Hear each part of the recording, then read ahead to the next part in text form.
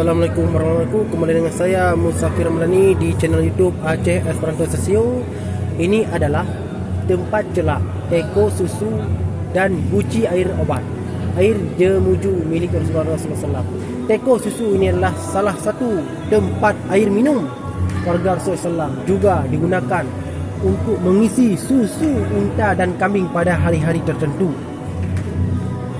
Benda ini dipakai oleh baginda Rasulullah SAW, Sayyidah Tina Fatimah, Sayyidina Ali dan kedua cucunya Sayyidina Hasan dan Husain semasa mereka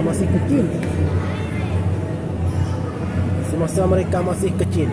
Wadah air obat ini adalah milik Sayyidina Muhammad Fatimah. Air adalah air obat yang sangat populer untuk menambah tenaga dan mencegah penyakit, dan bahan-bahannya diolah dari berbagai rempah ratus wewenang dan diproses dengan cara menyuling untuk mendapatkan sari patinya. Teknik ini masih digunakan oleh orang zaman pada Mesir dulu.